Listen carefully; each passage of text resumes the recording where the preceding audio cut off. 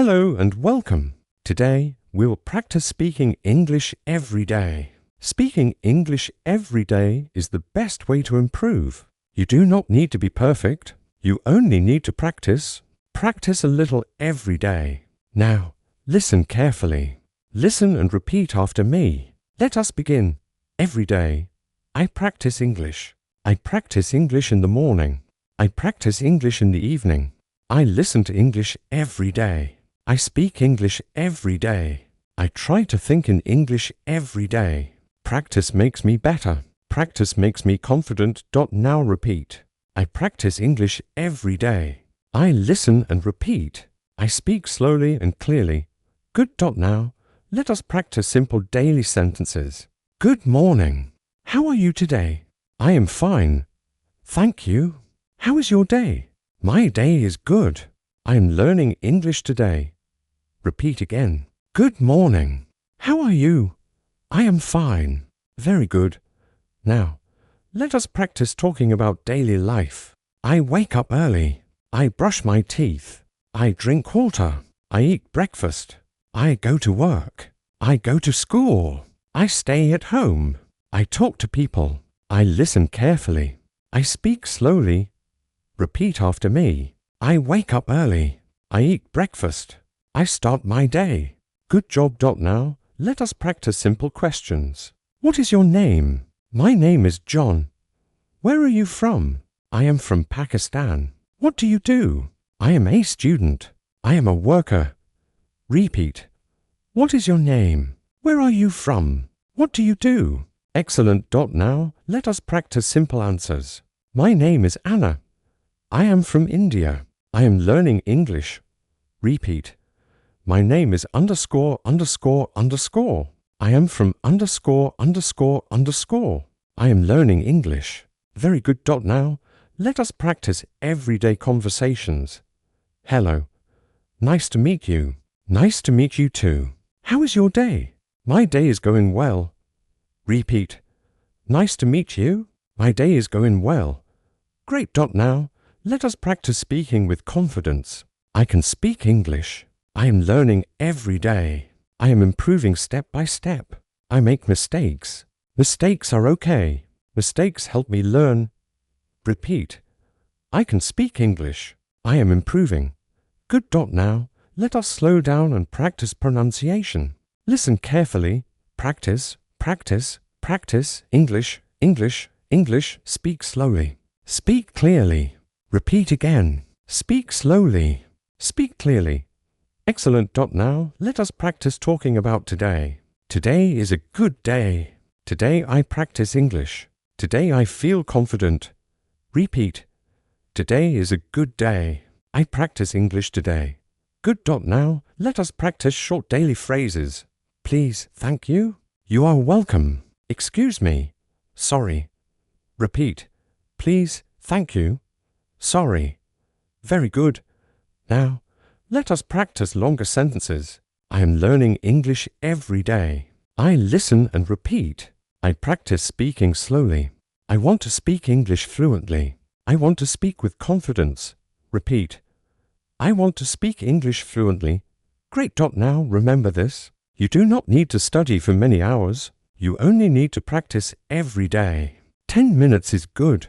20 minutes is better. Listen. Repeat. Speak again. Listen. Repeat.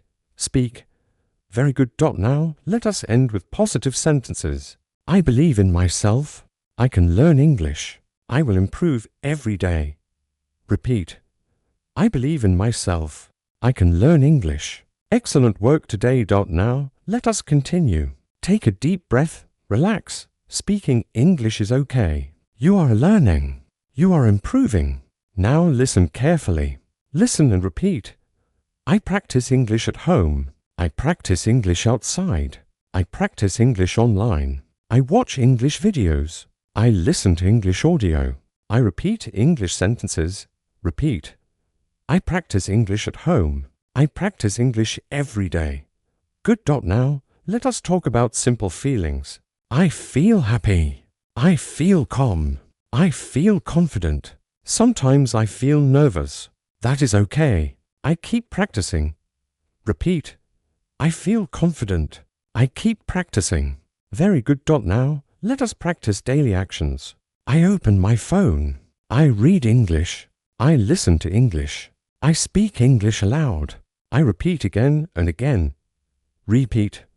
I read English. I speak English aloud. Excellent. Now, let us practice short conversations. Hello. How are you? I am fine. How about you? I am doing well. Repeat. How are you? I am doing well. Good job. Now, let us practice talking about time. In the morning, I practice English. In the afternoon, I listen to English. In the evening, I speak English. Repeat. In the morning, I practice English. Very good. Now, let us practice simple opinions. I like learning English. English is interesting. English is useful. Repeat. I like learning English. Nice. Now, let us practice talking about goals. I want to speak English well. I want to understand English. I want to talk to people in English. Repeat. I want to speak English well. Excellent. Now, let us practice common daily sentences. Can you help me? Yes, I can help you. Thank you very much. You are welcome. Repeat. Can you help me? You are welcome. Good. Now, let us practice slow speaking. Listen carefully. I speak slowly. I speak clearly. Repeat. I speak slowly and clearly. Great. Now, let us practice confidence again. I am not afraid to speak. I am learning every day. I am getting better. Repeat. I am getting better every day. Very good. Now, let us practice talking about learning. Learning English takes time. That is okay. I am patient. I practice step by step. I enjoy learning English. Repeat. I enjoy learning English. Excellent. Now, let us practice simple encouragement. Keep going. Do not stop. Practice every day. Repeat. Practice every day. Good. Now, let us slow down again. Listen. Repeat. Speak again. Listen. Repeat. Speak. Very good. Now, let us end this part calmly. You did well today. You practiced English. You made progress. Be proud of yourself. Let us continue. Sit comfortably. Focus on your listening. Now listen and repeat. I learn English every day. I practice even when I am busy. I practice even when I am tired. Practice is important. Practice helps me improve. Repeat. I practice even when I am busy. Good. Now, let us talk about simple daily places. I am at home. I am at work. I am at school. I can practice English anywhere. Repeat. I can practice English anywhere. Very good. Now, let us practice simple sentences for speaking. I have time to practice. I make time to practice. I choose to practice English. Repeat. I choose to practice English. Excellent. Now, let us practice listening carefully. I listen to every word. I listen slowly. I listen clearly. Repeat. I listen carefully. Good. Now, let us practice simple questions and answers. Do you speak English? Yes, I speak English. Are you learning English? Yes, I am learning English. Repeat. Yes, I am learning English. Great. Now, let us practice talking about today. Today, I practice English. Today, I listen carefully. Today, I speak confidently. Repeat. Today, I speak confidently. Nice. Now, let us practice simple encouragement. I am doing well. I am learning step by step. I am improving every day. Repeat. I am improving every day. Very good. Now, let us practice common daily expressions. That is good. That is okay. No problem. Repeat. No problem. Excellent. Now, let us practice simple future sentences. I will practice tomorrow. I will listen again. I will keep learning. Repeat. I will keep learning. Good. Now, let us practice calm speaking. Slow down. Take your time. Speak clearly. Repeat. Take your time. Very good. Now, let us practice speaking about confidence again. I believe in myself. I trust my learning. I trust the process. Repeat.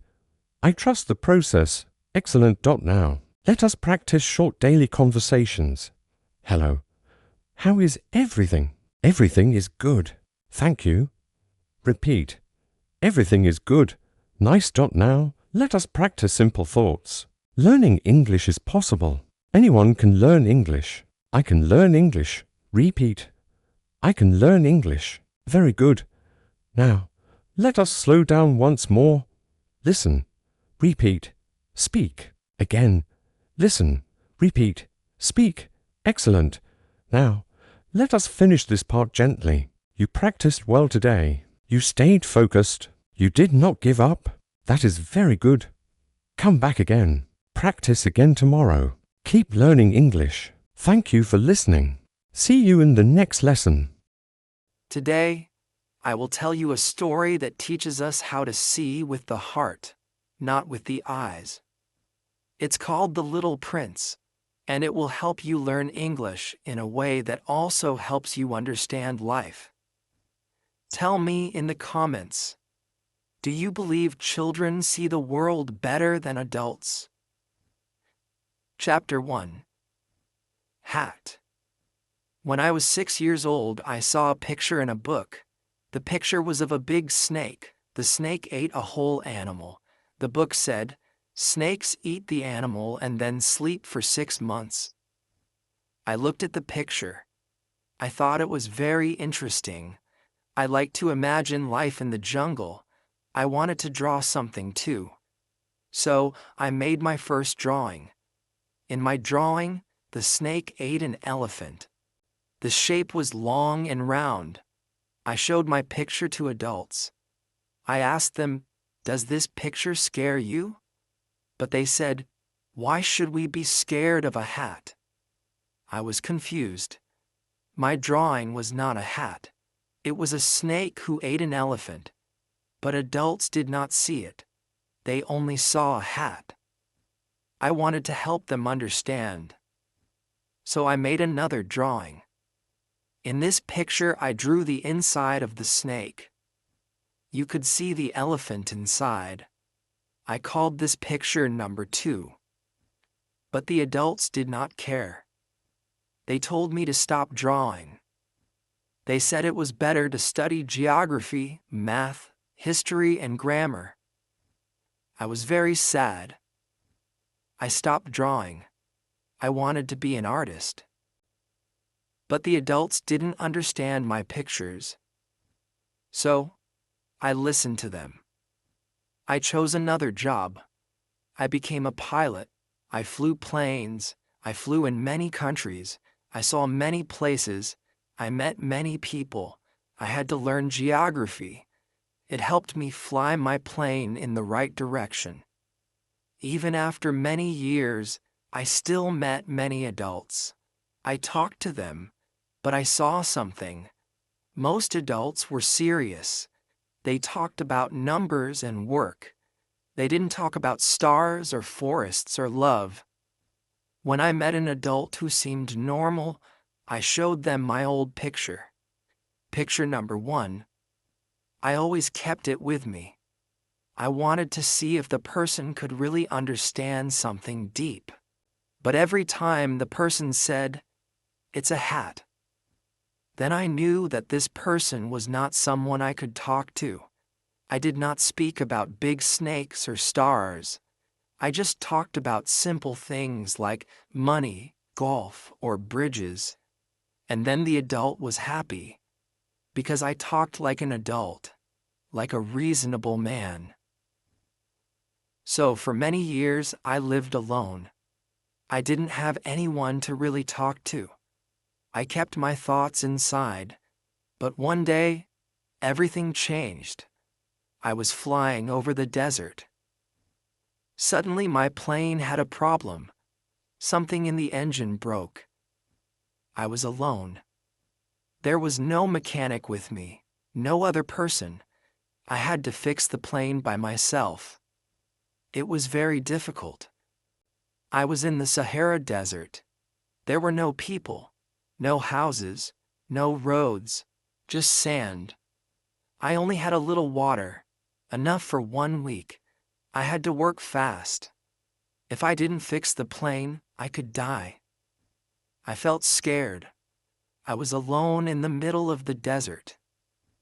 That night, I slept on the sand. It was very quiet. I was far from everything. 1,000 miles away from any city or village.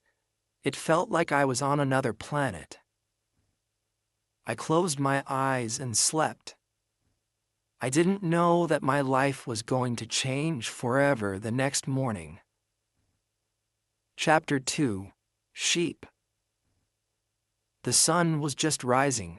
I was still sleeping on the sand. I was alone in the big desert.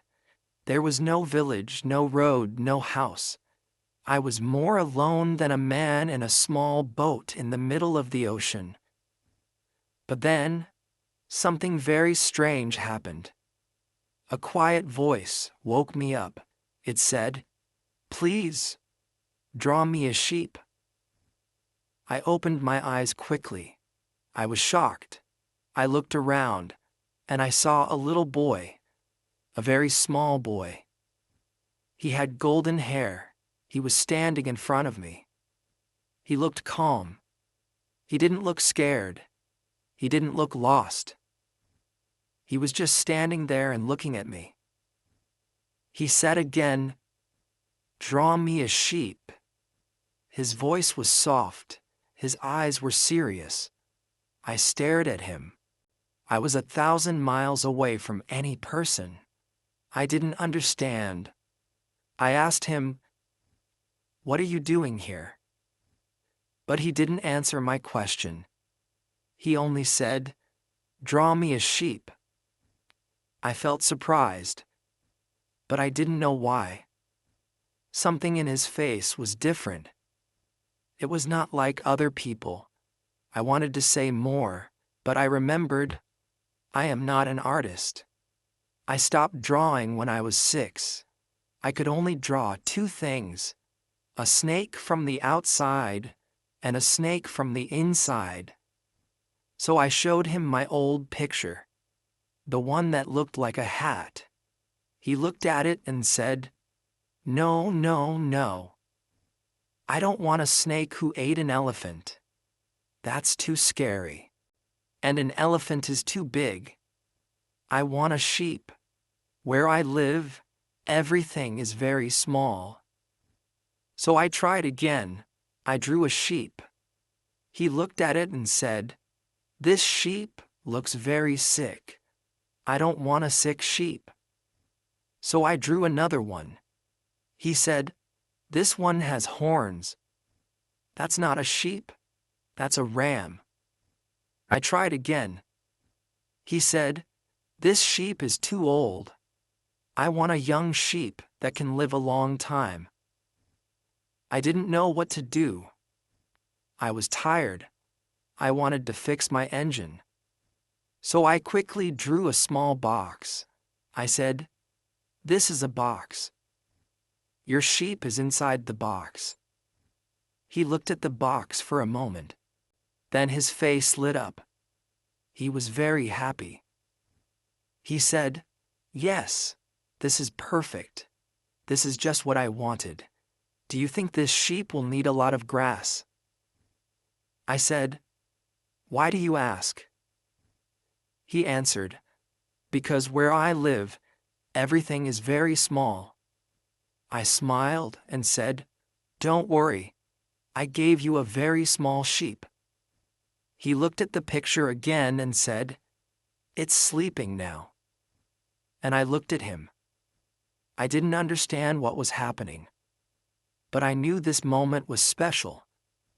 I felt something warm in my heart. That is how I met the little prince. Chapter 3: Planet. I didn't know where the little prince came from, but I wanted to know. He didn't answer questions directly. He asked many questions, but he almost never answered mine.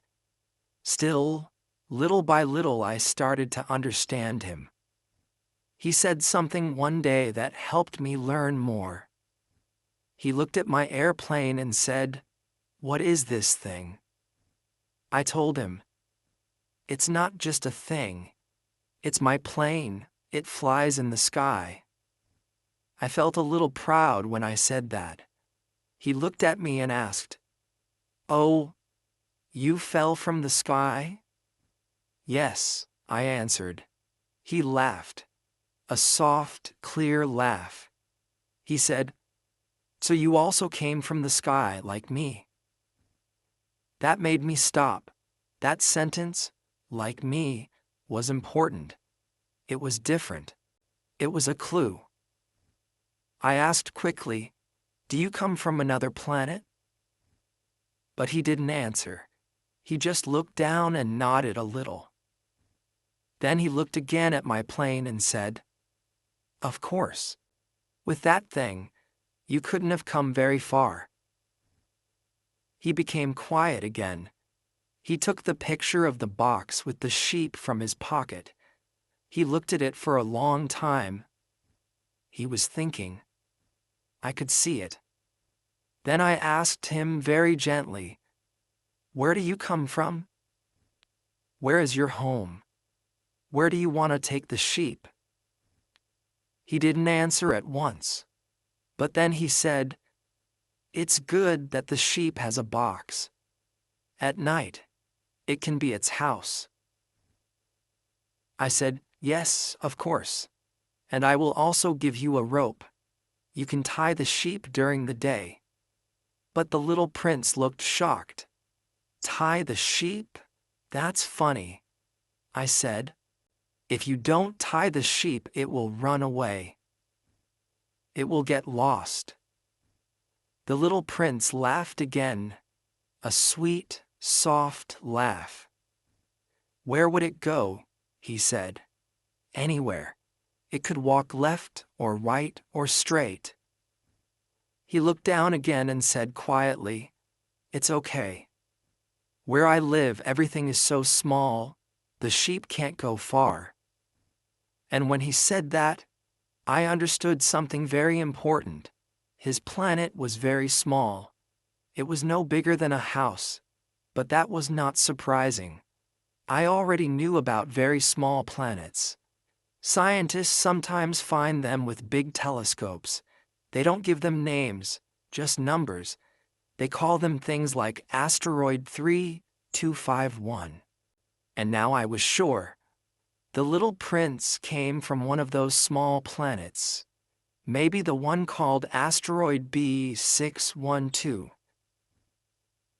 Chapter 4, Asteroid.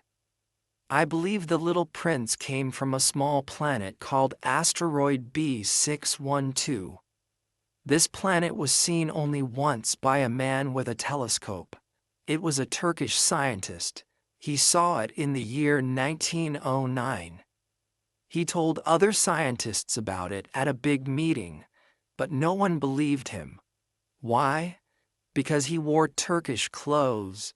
He looked different. Adults are like that.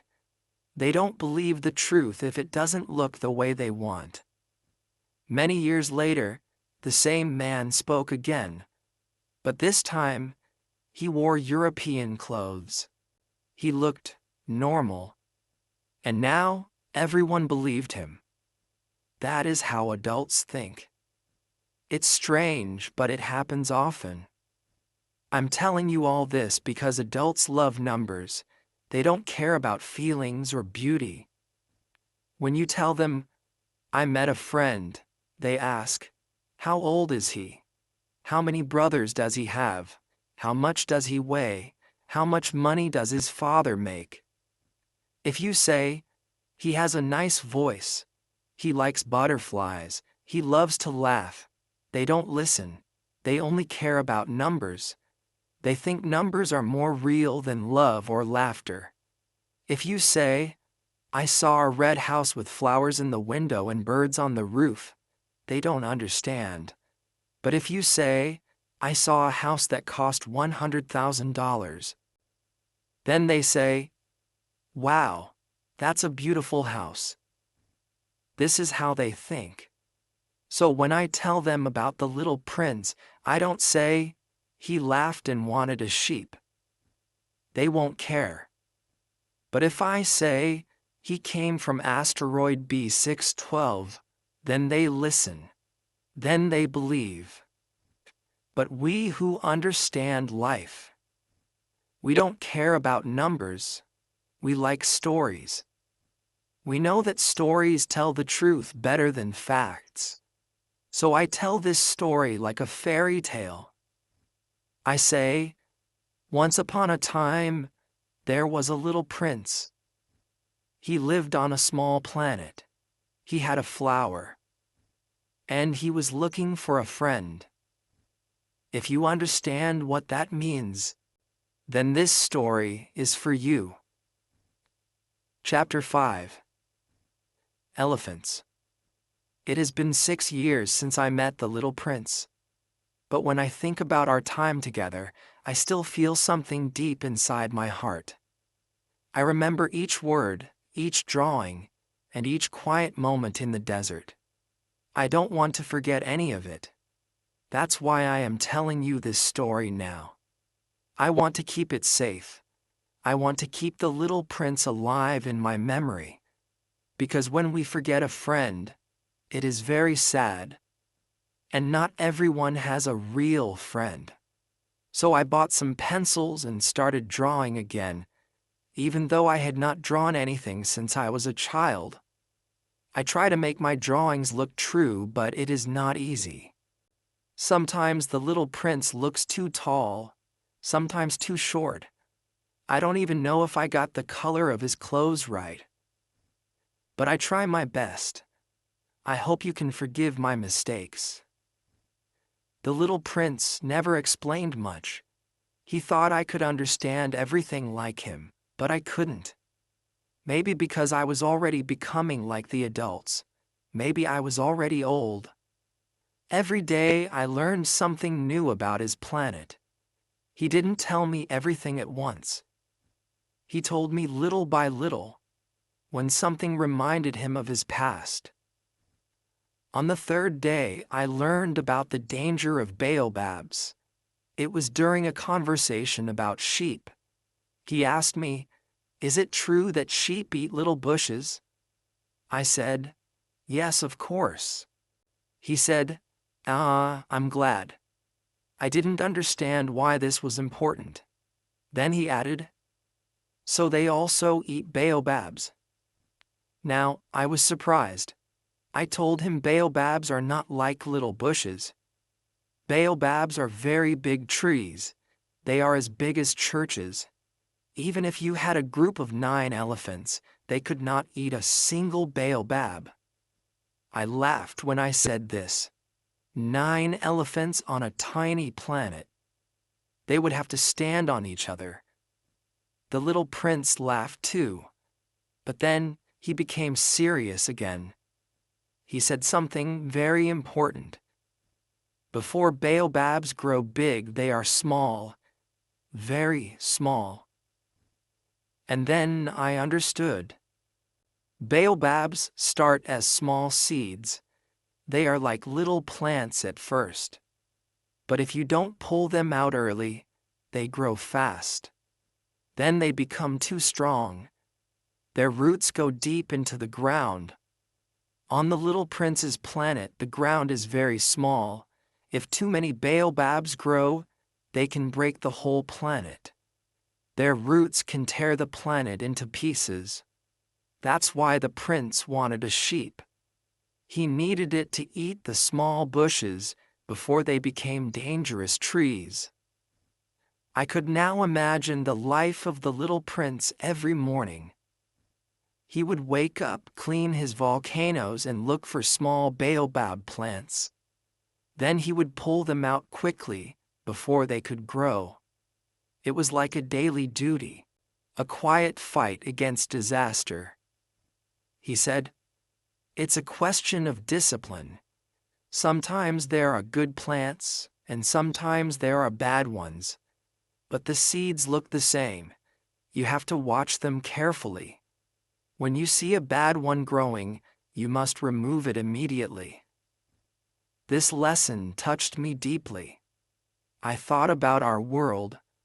Maybe we also have baobabs, bad habits, bad thoughts, bad feelings. If we don't stop them early, they grow and take over our lives. If we let anger, jealousy, or lies grow, they can destroy everything. Just like the baobabs on the prince's planet. But if we are careful, if we take time each day to clean our hearts, then we are safe. We need our own discipline too. The little prince asked me to draw a picture of the baobabs for children. He said, "Sometimes children wait too long. Then it's too late." He was right. When a baobab is big, it's hard to remove. That's why I made a serious drawing of 3 huge baobabs. Their roots are deep. They are heavy and strong. I wanted this picture to be a warning, a simple but important message. Pull the baobabs when they are small. The prince spoke quietly that day. He looked into the sky as he talked. I could see that he wasn't just speaking about trees.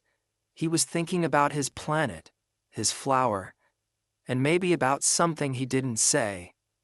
And I was listening, not just with my ears, but with my heart. Chapter 6: Trees. After learning about the baobabs, I started to understand more about the little prince's planet. He did not tell me everything at once. He spoke in short sentences. But each sentence had meaning. Each little word helped me see his world more clearly. I saw that his planet was small but full of life. It had volcanoes, sunsets, and seeds. There were many seeds in the ground, some good and some bad. And that is how I began to understand about the trees. He told me that on his planet, just like on Earth, seeds fall into the ground. The ground doesn't choose the seed. It accepts all seeds, good ones and bad ones. Then the seed sleeps. It sleeps deep in the soil, sometimes for a long time. But one day it wakes up. Slowly the seed begins to grow. At first, the plant is very small. You cannot tell what kind of plant it is. It might be a rose. It might be a weed. It might be something beautiful or something dangerous. The little prince said that this is the important moment. When the plant is small, it is easy to pull out. But when it grows, it becomes harder. Some plants grow fast. Some grow slowly. But if the plant is bad and you don't pull it out soon, it becomes a big problem. That is what happens with baobabs. At first, they look like all the other little plants. You don't know they are baobabs. You think they are just small leaves.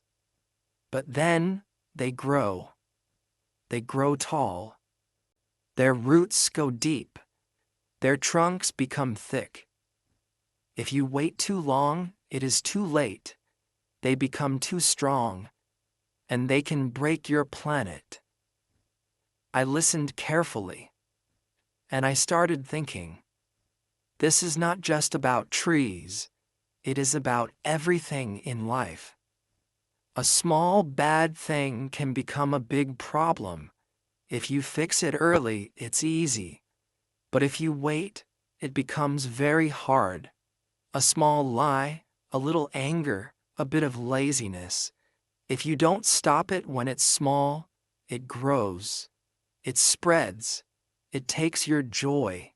It breaks your heart. Just like baobabs break a planet. I looked at the little prince and I understood. His planet was like his heart. He had to take care of it. Every morning he watched it. Every day he worked to keep it safe. And that's how he lived. He told me that some days it was hard to get up. Some days he felt lazy. But he said, it is a question of discipline. Even if he was tired, he would get up. He would check his planet. He would look for small baobabs. He would pull them out before they grew big. It is easy, he said, but you must do it every day. I thought about my own life.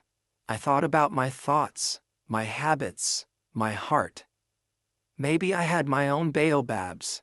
Maybe we all do. We all have small things inside us: jealousy, fear, sadness. If we are not careful, they grow. They take space. They become hard to remove. But if we see them early, we can pull them out. We can be free. The little prince didn't say much more. He looked up at the stars. I stayed quiet too. There was nothing more to say. I just looked at him. His face was calm. He was small, but he had a big heart. He was serious but kind. He was just a boy, but also more than a boy. I didn't know everything about his planet, but I knew one thing. It was small, it was fragile, and it was beautiful, just like a heart. Chapter 7. Sun. The little prince loved the sun. He told me this one morning while we were sitting in the sand. He said, "On my planet, I can see the sunset many times a day." I looked at him and smiled. He was not joking. He really meant it. He said, "All I have to do is move my chair a little. Then I can see the sun go down again." I thought that was beautiful. On Earth, we have to wait the whole day for one sunset. But the little prince could watch many. He told me one time he watched the sunset 44 times. I was surprised. I asked him, "Why did you watch it so many times?" He looked at me and said, "Because I was very sad." That touched my heart. Sometimes, when we are sad, we look at beautiful things. We want to feel peace. The little prince didn't cry. He didn't talk much, but he watched the sun set again and again. He sat and waited. He moved his chair. He looked at the sky. And he felt the warm orange light. It gave him comfort. It gave him hope. Maybe he was thinking of home, or maybe of someone he loved. I didn't ask. I just listened. The sun was special to him. He said it made him feel calm. It made his small planet feel big. When the light touched the ground, everything looked golden. He said, "The sun helps flowers. The sun wakes me up. The sun makes me feel alive." I looked at his face. It was soft and quiet. He wasn't just talking about the sun in the sky. He was talking about something deeper. The sun in his heart. The light that gives you strength when you are tired. The warmth that makes you smile even when you are alone. I remembered my own childhood. I also loved the sunset. I used to sit on the roof of our house. I waited for the light to change. The sky turned yellow, then orange, then pink, then purple. Then the stars came out. It always felt like magic. I never told anyone how much I loved it. But when the little prince spoke, I remembered that feeling. I remembered the silence, the soft wind, the slow fading of the day, and I understood him better. He said, "People on your planet are always busy. They forget to look at the sun." He was right. We run from place to place. We look at our phones. We think about work, money, problems. But we forget the sky. We forget the light. We forget the joy of simple things. Like a sunset, the little prince taught me something important. He taught me that looking at the sun is also a way of feeling, a way of remembering, a way of healing. He didn't have much, just a tiny planet, a flower, and a chair. But he had the sun, and he used it. He watched it with love, with care, with heart. That day, in the desert, we both looked at the sunset. The sky was wide. The colors changed slowly. No words were needed. The little prince didn't speak. He just watched. And I watched with him. In that moment, we were both quiet. We were both human. We were both full of something very old and very deep. When the sun finally disappeared, he looked at me. He said, "The sun always goes down, but it also comes back." And I knew he was not just talking about the sun. Chapter 8. Flower. One day the little prince told me about a flower. His voice became soft when he spoke about her. His eyes looked far away as if he was back on his planet again. He said, "One morning, a new flower appeared. She came slowly. The seed had slept in the ground for a long time. Then one day it woke up. The flower grew inside a bud. She took her time. She wanted to be perfect. She prepared herself quietly. She chose her colors carefully. She wanted her petals to be just right. And finally, one morning, just as the sun rose, she opened. The little prince was amazed. She was beautiful. She was soft. She was full of color and light. He had never seen anything like her. All the other flowers on his planet were simple, but this one was different. She was proud. She was delicate. She was special.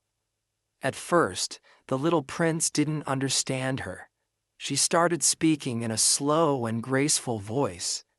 She said, "Oh, I just woke up. I'm sorry. My hair is messy." She had a kind of pride, but it was not cruel. It was soft and quiet. She wanted to be loved. The little prince said, "You are very beautiful." And she smiled. But then she said, "Do you have a screen to protect me from the wind?" The little prince didn't know. He had never taken care of a flower like this before. He felt shy. He didn't know what to do. Then she asked, "And what about breakfast? Can you bring me something?" The little prince ran to get water. He tried his best. He brought her a glass dome to protect her from the cold. He gave her love. But sometimes she said things that confused him. She talked about tigers. She talked about her thorns. She tried to be strong, but she was not. She was soft inside. She was afraid, and she didn't know how to say, "I love you." The little prince became sad. He didn't understand her words. He didn't see the love hidden behind her pride. He thought she didn't care about him. He felt alone. He started to feel unhappy on his planet. That's when he decided to leave. He said to me, "I didn't understand flowers then. I was too young to understand love." When he left, he looked at her one last time. She said, "I was wrong. I didn't know how to show my feelings. I love you. But you didn't understand me." and I didn't understand you. That is my fault. Please go. Be free. Try to be happy." She was not proud anymore. She was gentle. She didn't cry. She didn't ask him to stay. She let him go. That is true love. Letting someone go if they need to. The little prince was surprised. He didn't expect that. She looked beautiful in the morning light. The wind touched her petals. She stood quietly in the breeze. The little prince didn't want to leave. But he had already decided. He wanted to see other places. He wanted to learn. And now he carried her in his heart. As he told me this story, he looked at the sky. His voice was low. He missed her. I could feel it. He didn't say the word love, but it was there, in every sentence, in every pause, in every look. He had loved that flower, and maybe she had loved him too. But sometimes, when we are young, we don't know how to show it. And that is why the little prince left his planet, not because he stopped caring, but because he wanted to understand. Chapter 9. Glass. The little prince stayed with the flower for some time before he left his planet. But during those days, things were not easy. The flower who had once opened so gently became difficult. She asked many things. She spoke in a strange way. And slowly, the little prince felt confused. She started to cough, he told me, looking down at the sand. But I don't think she was really sick. I think she just wanted attention. He wasn't angry when he said this. He was sad. The kind of sadness that comes when love feels too hard. The flower would say, "Oh, the night was cold. You didn't cover me. I could die from this." Or sometimes she would sigh and say, "You don't really care about me. If you did, you would never leave me alone." The little prince didn't understand. He tried to help. He watered her every morning. He protected her with a glass dome. He even cleaned around her so the wind wouldn't hurt her. But the more he tried, the more she complained. And slowly, he felt tired. He loved her, but he didn't know how to show it. And she loved him, but she didn't know how to say it in simple words. She was proud, he said softly. And I was too young to understand that pride hides pain. He told me she would say things that hurt him, like, "You should have done this," or, "Why don't you ever say kind things to me?" But he was quiet. He didn't know how to say, "I love you," with words. So he gave her water. He brought her the glass cover. He showed love in his actions, but she wanted love in words. One day, the flower said, "I don't need the glass. I am strong. I can take care of myself." But she wasn't strong. She was afraid. She just didn't want to seem weak. She didn't want him to see her soft heart. So she pretended to be brave. She said, "You can go if you want." And the little prince thought she meant it. So he decided to leave. He prepared everything. He cleaned his volcanoes. He pulled out the last baobab shoots. He put his planet in order. And then he looked at the flower.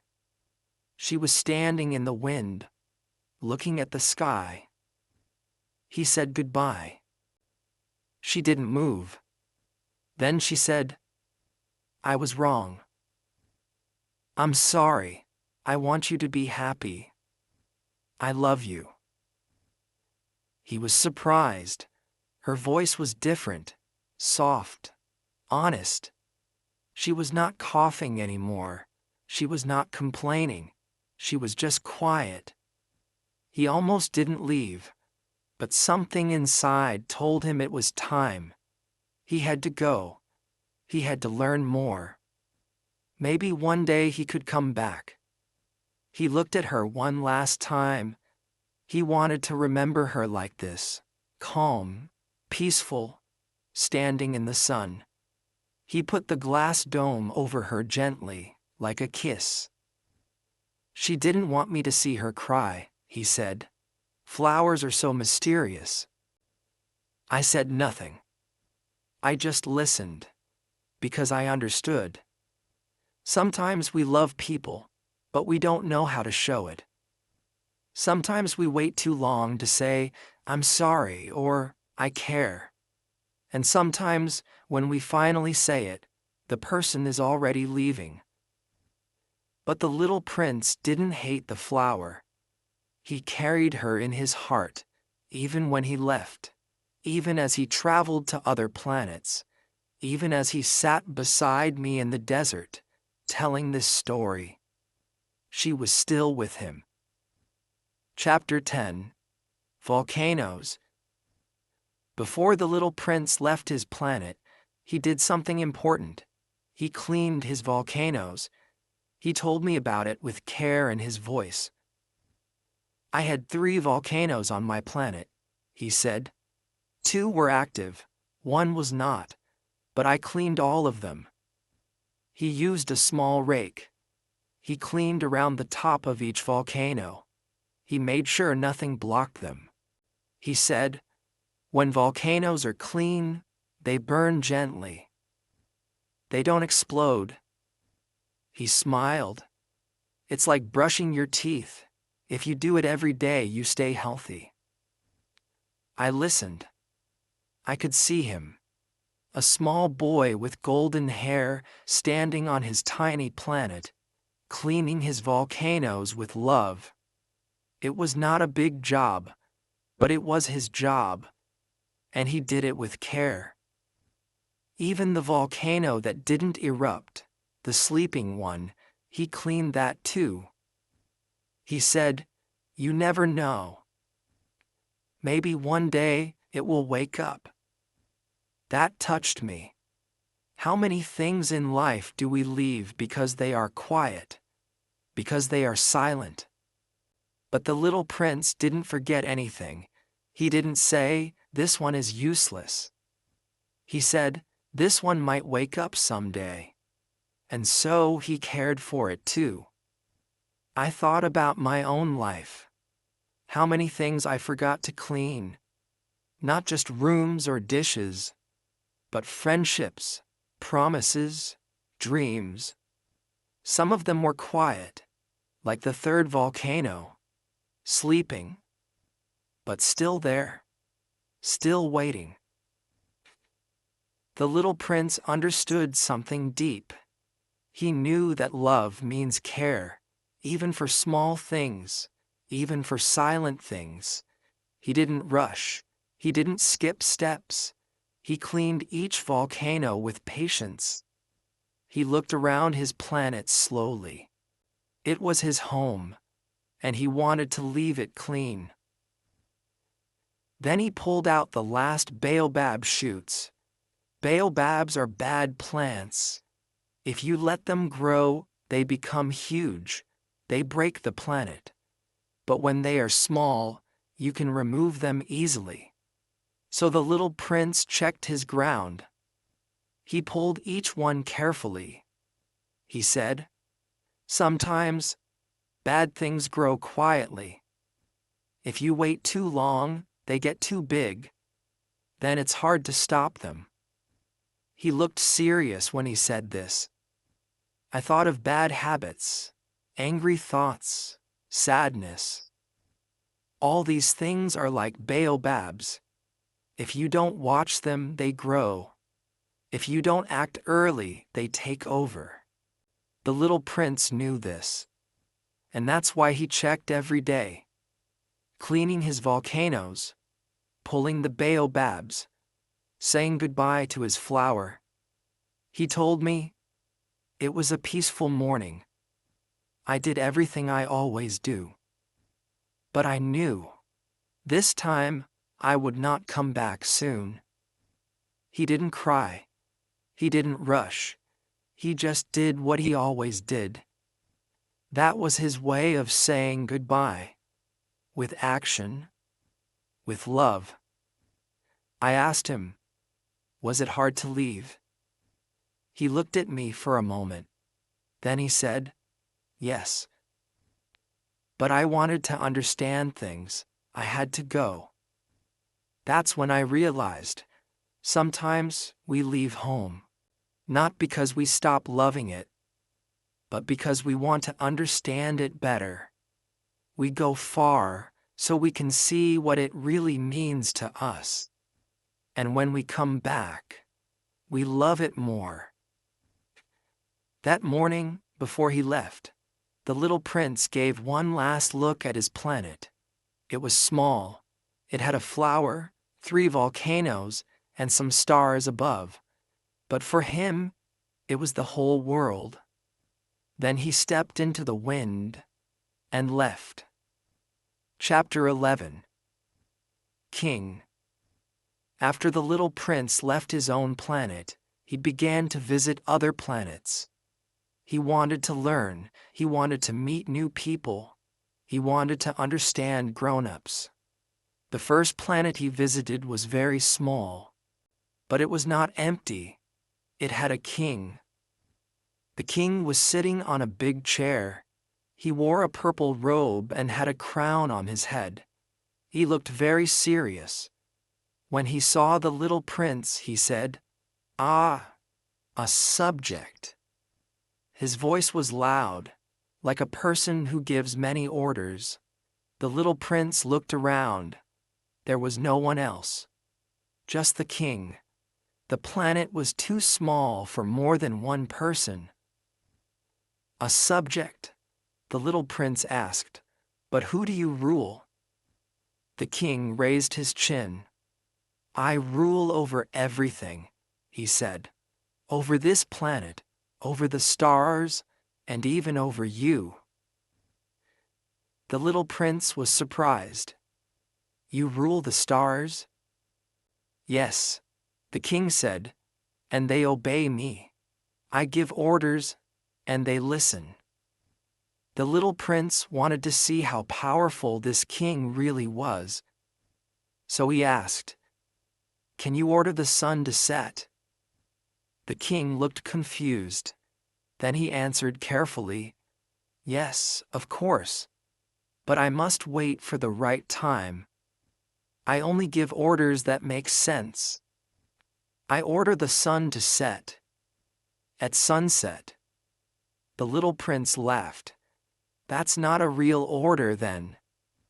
But the king didn't laugh. He was serious. He believed he had great power. But really he had no one to rule. He just liked giving orders. Then the king said, "Stay with me. I will make you a minister." "A minister of what?" asked the little prince. "Of justice," the king said proudly. "But there is no one here," the little prince replied. "Then judge yourself," the king said. "That is the hardest task. Judging others is easy, but judging yourself is real wisdom." The little prince thought for a moment. That was actually a good idea. It is true. We are often hard on others, but we don't always see our own mistakes. Then the little prince asked, "May I go now?" The king didn't want him to leave. "I order you to stay," he said. But the little prince had already made up his mind. He didn't want to live on that planet. There was no one to talk to, no one to help. Just a lonely man giving orders to the stars. So the king thought quickly. "If you must go, then I order you to go," he said. "Yes, I order it now, as your king." The little prince smiled kindly.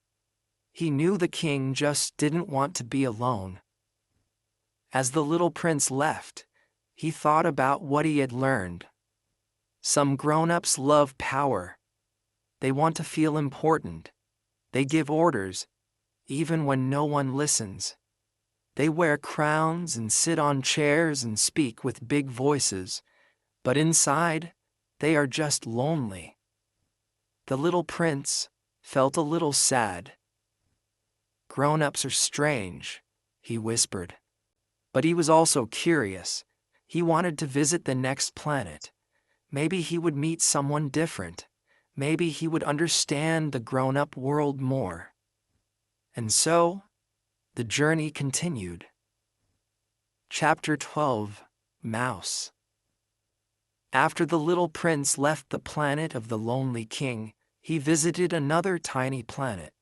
This one was quiet, almost too quiet. At first he thought it was empty, but soon he saw something small and fast, a little gray mouse. It stood on a rock, staring at him with tiny black eyes. "Hello," said the little prince politely. The mouse jumped. "Who are you?"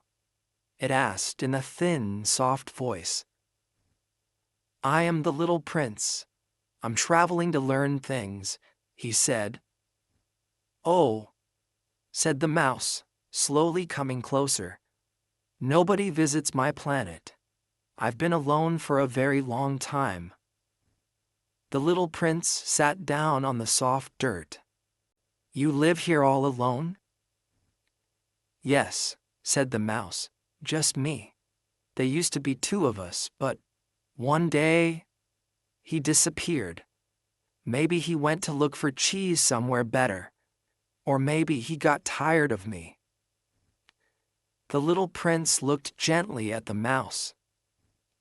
"I'm sorry. That must feel lonely." The mouse nodded. "Yes. At first I didn't mind. I had peace. I had time to think. But after many days I forgot how to talk to others. I forgot how to listen. I started talking only to myself. Sometimes I talk to the wind or the stars, but they don't answer." The little prince felt something soft in his heart. He knew that kind of silence. Even though he had a flower, even though he had volcanoes, he too had felt alone on his planet. The mouse asked shyly, "Would you talk to me for a while? Just until the stars come out?" "Of course," said the little prince, and they began to talk. They talked about many things, about planets, about flowers, about crumbs and cheese. The mouse asked many questions. "Do you miss your flower? Do you think stars can hear us? Why do people leave?" The little prince answered simply, "Yes. Maybe.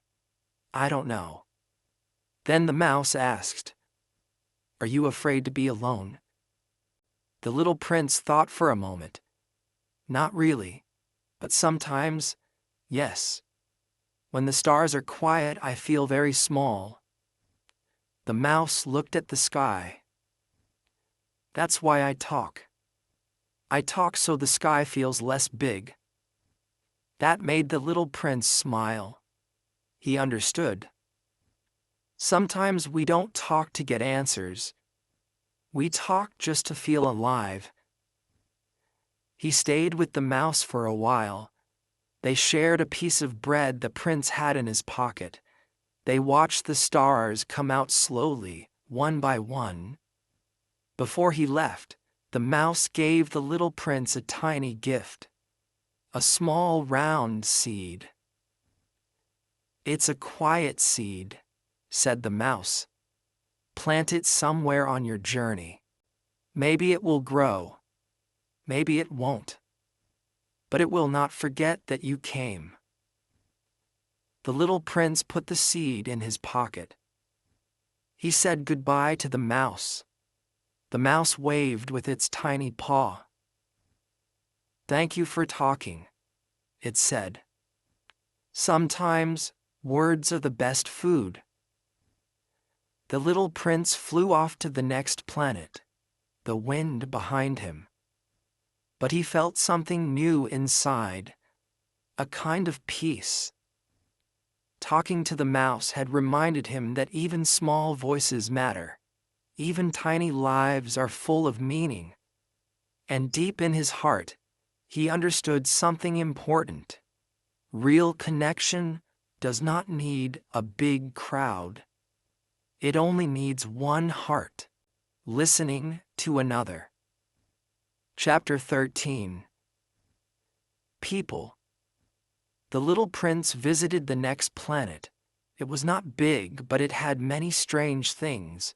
The prince saw 3 people. Each one lived alone on his own little piece of land. The first man was wearing a big hat. He stood in the middle of his land and kept bowing again and again. He bowed when no one was there. But when he saw the little prince, he smiled proudly and bowed deeply. The prince asked him, "Why do you bow like that?" The man said, "Because I am a very important person. I bow to thank people when they clap for me." The little prince was confused. "But I did not clap," he said. The man said, "Please, clap for me." The little prince clapped a little. The man smiled again, lifted his hat, and bowed many times. The prince asked him, "Do you only care about people clapping?" The man said, "Yes. I want to be admired. I want to be the most handsome, the richest, the smartest man on my planet." The little prince looked around. There was no one else. He was the only man on this small planet. There was no one to compare with. "How can you be the best?" asked the little prince, "if you are the only one here?" The man didn't answer.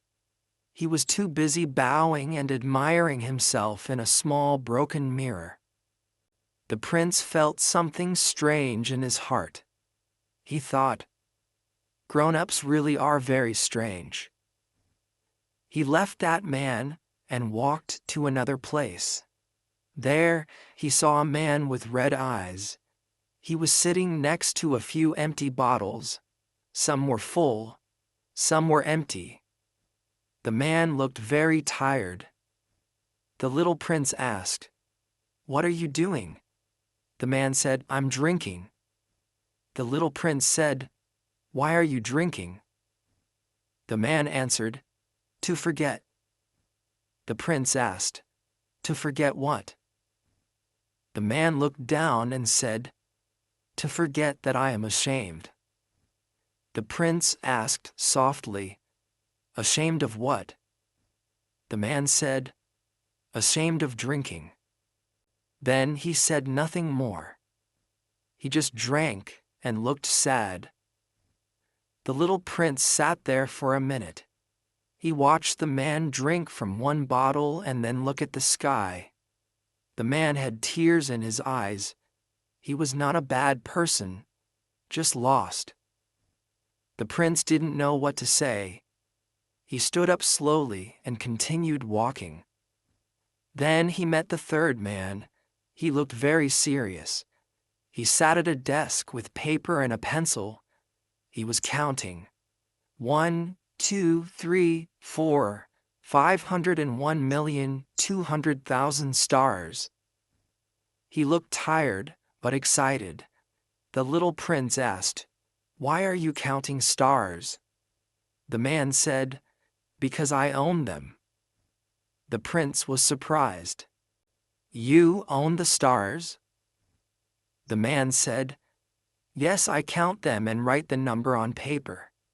That means they belong to me." The prince said, "But the stars are in the sky. How can you own them?" The man replied, I saw them first. I thought of owning them. So I wrote it down. That makes me the owner. The little prince asked, What do you do with the stars? The man answered, Nothing. I just own them. That is enough. The little prince became quiet. Then he said, I have a flower. I water her. I protect her. I listen to her. That is how I care for her. But you don't care for the stars. You only count them. That's not the same. The man didn't understand. He went back to counting. The little prince walked away slowly. He was thinking. All three people lived alone. All three were adults. One wanted to be admired. One wanted to forget.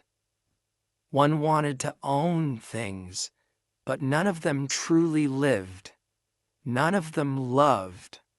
None of them looked at the stars with joy. They were busy with strange things. The little prince looked up at the sky and whispered, Grown-ups are very, very strange.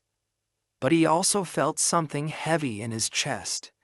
He thought about his flower. He had left her behind. Was he just like the others now? Walking, but not feeling? He wasn't sure. But he knew he had to keep going. Maybe the next planet would help him understand what truly matters. Chapter 14. Businessman. The little prince kept walking. He arrived at another part of the small planet. There he saw a man who looked very, very busy. He was wearing a gray suit. He was sitting at a table full of papers. He had a big notebook in front of him. He was writing numbers and looking up at the sky. The man didn't even look at the prince. His eyes were serious. His hands were fast. He was counting. He didn't smile. He didn't stop. The little prince stood there for a while. Then he asked, Hello? What are you doing? The man replied quickly, I'm very busy. I don't have time to talk. The little prince waited. He asked again, What are you doing? The man finally looked at him and said, I am a businessman. I am counting stars. The little prince was surprised. You count stars? He asked. Yes, said the businessman. I count them. I write the number in my notebook. Then I lock the notebook in a drawer. That way, I know I own them. The little prince sat down and looked at the stars above. He said, You own the stars? The man nodded. Yes, I was the first to think about owning them. That makes them mine. The little prince was quiet. Then he asked, And what do you do with the stars? The man replied, I do nothing. I just own them. The prince didn't understand. He said, I have a flower. I water her. I protect her from the wind. I listen to her. That's what I do because she is mine. The businessman looked confused. That's not the same, he said. I'm serious. I do important work. I'm a man of logic. I don't waste time on small things. The little prince looked down. He didn't like what he heard. Owning something is not the same as caring for it, he said softly. The businessman didn't listen. He kept writing numbers. I own 501 million stars, he said. Maybe more. I need to recount them. I don't want to lose track.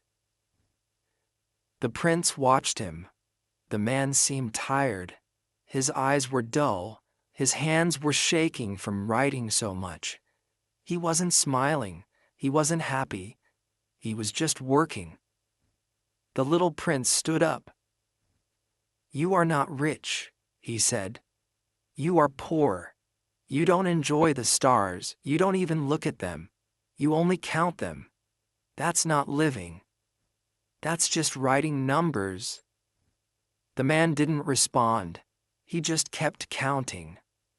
The prince turned away and looked at the sky. The stars were bright. They looked beautiful. He thought about his flower. She was far away now. She might be looking at the same sky. He wondered if she was okay. He missed her voice. He missed her little cough. He missed her silly words. She was not perfect. But she was real, and she was his. The businessman had stars. But he didn't know them. He didn't touch them. He didn't love them. The little prince had a flower, and he missed her. He knew now that caring was more important than owning. That love was not about control. It was about giving time, giving attention, giving part of your heart. The little prince felt something warm and sad inside his chest. He said, "Goodbye," to the businessman. But the man didn't hear him. He was still counting. The prince looked at the stars one last time before leaving. They were free, they were shining, and they belonged to no one.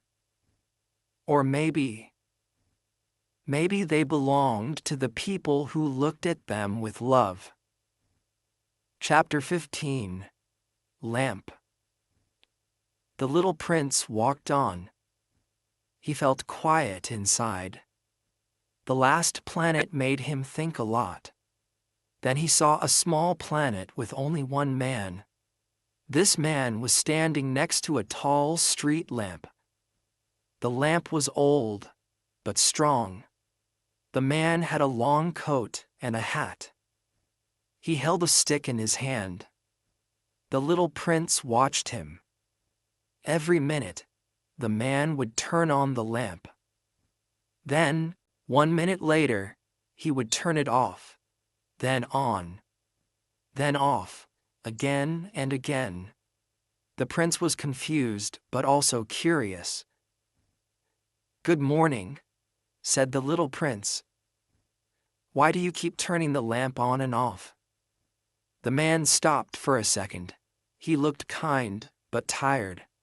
"It is the order," he said. "Long ago, the rule was to turn on the lamp when night comes and turn it off when day comes. It was easy then. One turn in the morning, one turn in the evening. But now, the planet spins faster and faster. So day and night come every minute, and I must turn the lamp on and off, again and again." The little prince was surprised. "That sounds hard," he said. The man nodded. "It is. But I must follow the rule." The little prince sat down and watched. The man moved with care. He didn't complain. He didn't rest. He just worked. He turned the lamp on. Then he turned it off. He never stopped. His face was serious, but his eyes were kind. He was different from the king, different from the businessman. He didn't want power. He didn't want numbers. He just wanted to do his job well. "I like this man," thought the little prince. "He is the only one I met who does something for others." The light from the lamp helped no one else, but the man still kept his promise. Even when it was hard, even when he was tired. The prince saw something beautiful in this man, the beauty of keeping your word, the beauty of simple work done with heart. After a while, the little prince asked, "Why don't you rest?" The man smiled. "Because I have no time," he said. The planet turns too fast. I must keep working. The prince thought for a moment. Then he said, maybe you can walk very slowly. Then you can stay in the sunlight. You won't need to light the lamp. The man laughed a little. That is smart, he said. But I don't have the strength. I am too tired now. The prince felt sad.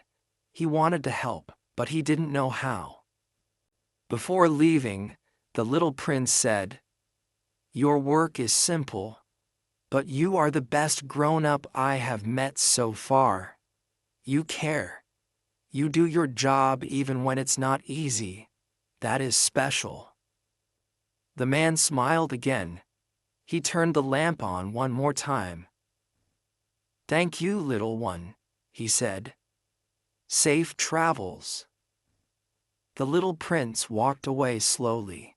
The light behind him flickered on, then off again. He thought about what he just saw. The man didn't talk much. He didn't dream big dreams. But he did something small with great love. That made him great. As the little prince looked up at the stars, he thought, maybe doing one thing with love is better than having everything and doing nothing.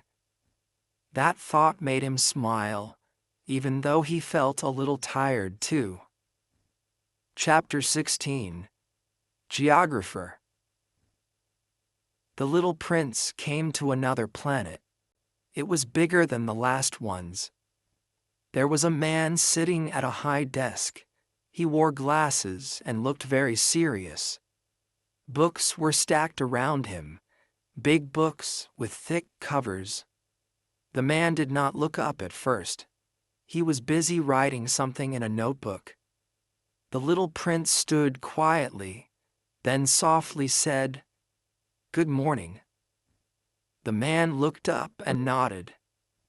"Good morning," said the man. "Are you a traveler?" The little prince smiled. "Yes," he said. "What do you do here?" The man sat up straight. "I am a geographer," he said. "I study places. I write about rivers, mountains, oceans, and cities." The prince's eyes lit up. "That sounds exciting. You must travel a lot and see many things." But the geographer shook his head. "No," he said. "I don't travel. I stay here. I wait for explorers. They go out and see the world. Then they come back and tell me. I write it all down." The little prince was quiet. He didn't understand. "So, you never see the rivers or the mountains yourself?" The geographer shook his head again. "Number? That's not my job. I only write. I need to be exact. I don't have time to explore." The prince thought about that. It sounded strange. How could someone write about the world without touching it? The prince walked slowly around the room. He looked at the books. So many maps, so many lines, but no feeling, no warmth. "Do you write about flowers?" he asked. The geographer looked surprised. "No," he said. "Flowers don't last. They are not important. They disappear too quickly." The little prince looked down. His heart became heavy. "My flower is important," he whispered. "She may disappear, but she matters." The geographer heard his voice change. "Why is your flower important?" he asked. The prince didn't answer right away. Then he said, "Because I love her." The geographer closed his book. He looked at the prince. "Then she is important to you. But I only write about things that last forever. I write facts." The little prince walked to the window. He looked out into the stars. So you only write about things that don't change? He asked.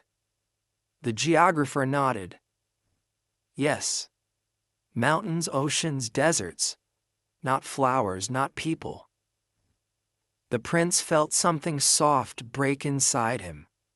The world of grown-ups felt colder on this planet.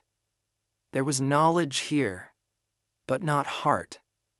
He turned back to the man. Can you tell me where to go next?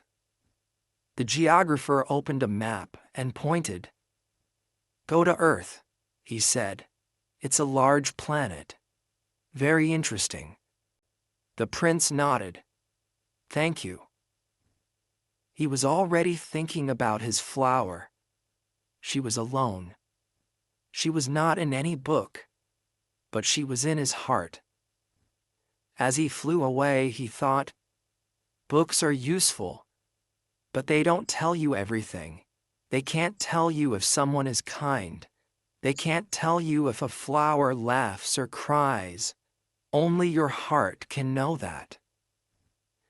The stars above him looked like pages in a book, but brighter and alive. The prince decided that even if the flower was not in any book, he would keep her in his memory. That would be his story. Chapter 19, Fox. The little prince walked away from the rose garden. His heart was still sad. His steps were slow. He did not know what to do. He did not know what to believe. He felt lost. He walked through the trees. He listened to the wind. Then, he heard a voice, a small, soft voice. It said, "Good morning." The prince looked around. He saw something orange hiding in the grass. It was a fox. The fox had kind eyes and a calm face. The prince smiled. "Good morning," he said. "Who are you?" "I am a fox," said the animal. "Will you play with me?" the prince asked. "I'm so sad." "I cannot play with you," said the fox. "I am not tamed." The prince was confused. What does that mean, tamed? The fox looked at him. It means to create ties, to need each other, to become special to each other. The little prince thought for a moment. "I'm not sure I understand," he said. "Explain it to me." The fox sat down. His voice was gentle. "Right now you are just a little boy to me, like 100,000 other little boys.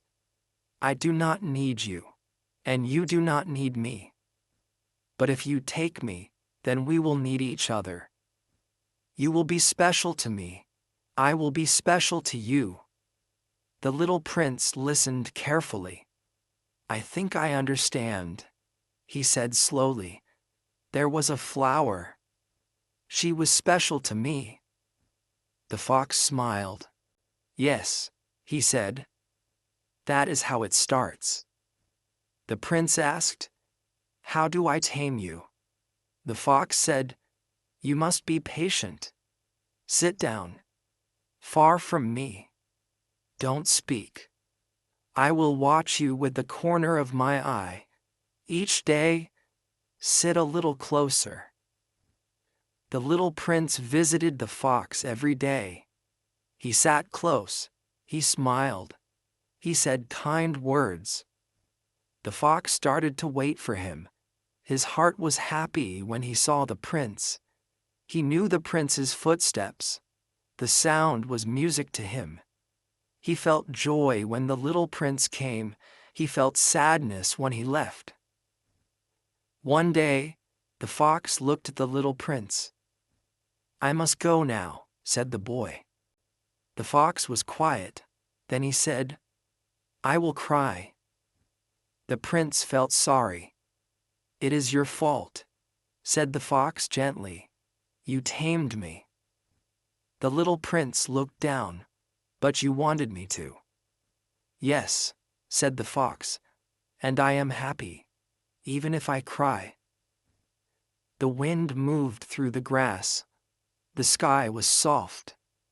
The fox said, "Here is my secret. It is very simple. You can only see clearly with your heart. What is important is invisible to the eyes." The prince repeated the words, slowly, carefully. What is important is invisible to the eyes. The fox said, "You are responsible forever for what you have tamed. You are responsible for your rose." The prince thought about the rose garden. He thought about his flower. She was the only one he had tamed. She was his rose. She was not just a rose. She was his rose. The little prince hugged the fox. Then he said goodbye. He walked away. His heart felt heavy, but also full. He had learned something true, something deep. The wind felt different now. The stars above looked softer. He was still sad, but also stronger. Chapter 20. Secret. The little prince walked quietly. His steps were slow, his heart was full of thoughts.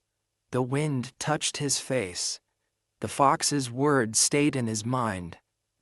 You are responsible for your rose.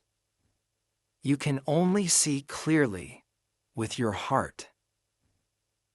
These words were like light in a dark room.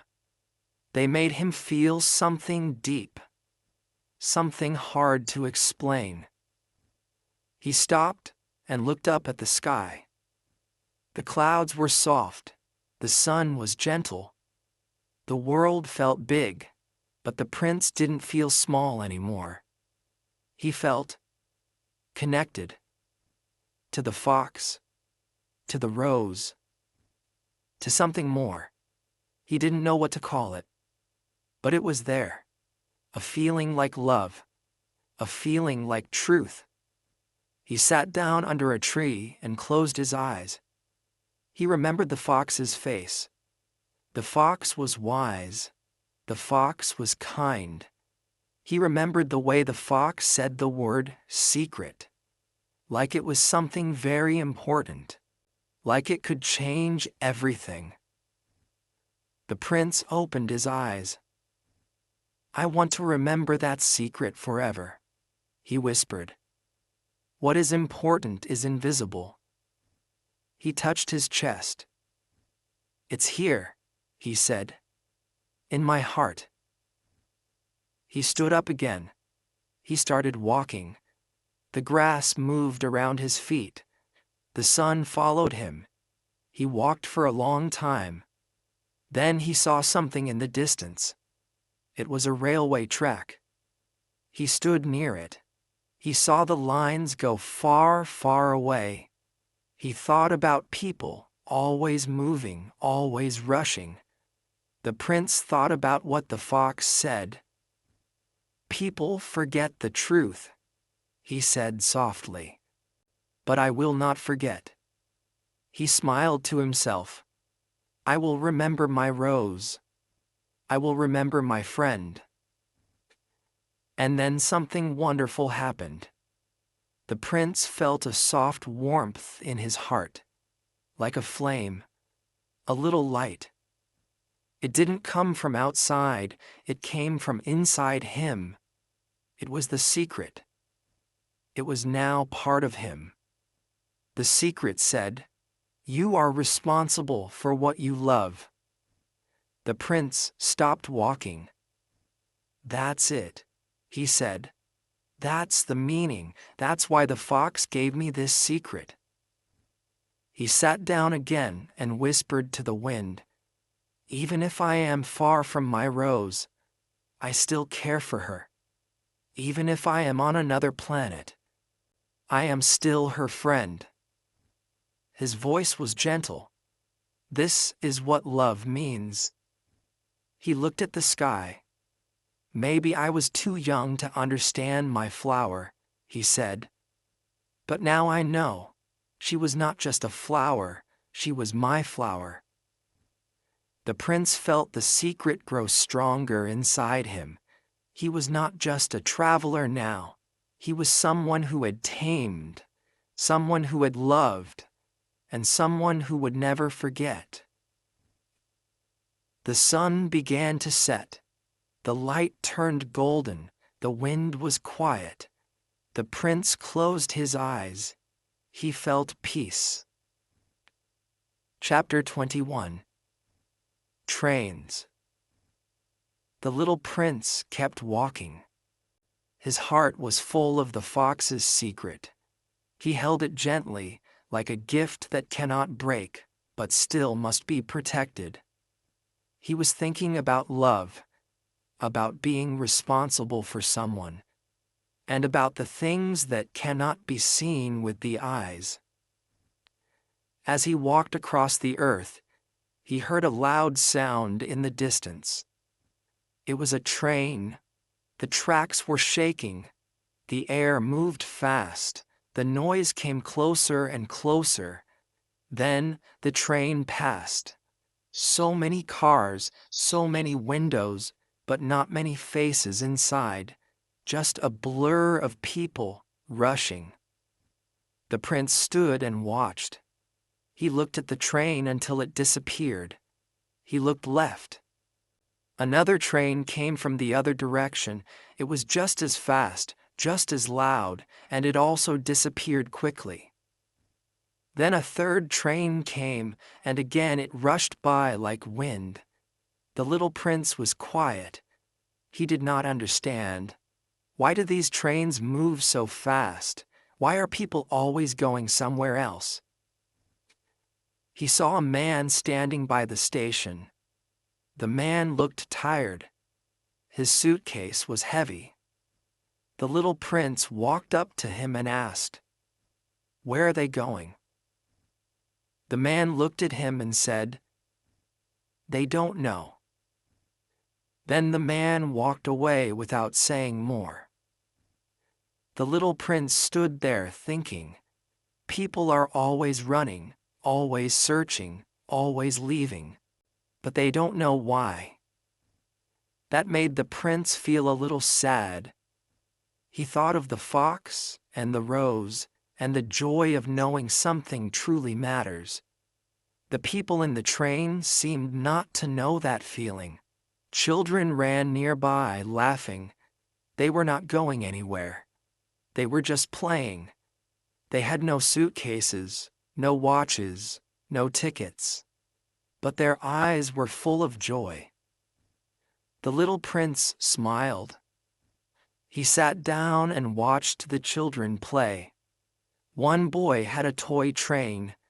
He was not in a hurry. He made it go in circles, forward and back, and he laughed every time. The prince thought, "This is different. This train has a reason. It brings happiness." The little prince understood something new. Grown-ups make trains, build tracks, sell tickets. They spend time and money. But sometimes they forget why they move. They forget what they are looking for. They think going fast is the answer, but speed without purpose is just noise. The little prince watched the train toy again. The boy smiled as it moved. Only children know what they are looking for, the prince whispered to himself.